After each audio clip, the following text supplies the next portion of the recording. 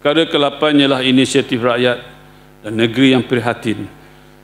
Berkenaan kebajikan rakyat jelata, Beta ingin merakamkan penghargaan kepada kerajaan Beta yang terus menjunjung aspirasi untuk menjaga kebajikan rakyat dengan menampilkan pendekatan yang berimpak tinggi dan holistik.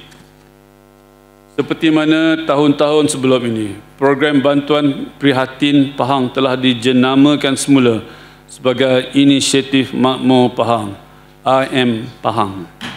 Suatu payung kebersamaan yang memayungi segala lapisan masyarakat, daripada bayi yang baru melihat dunia hinggalah warga emas yang meniti usia senja.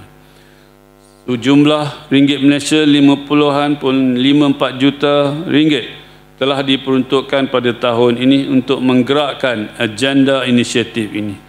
Inilah watak kerajaan yang mendengar degup nafas rakyatnya dan bertindak dengan kasih sayang dan tanggungjawab.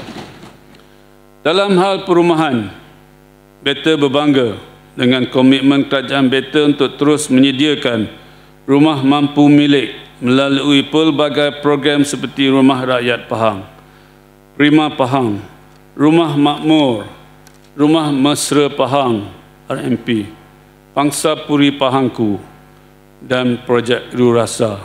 Program usaha sama, satu program usaha sama dengan Raja UAE. Sama ada diberikan secara percuma atau dijual dengan harga yang sangat berpatutan.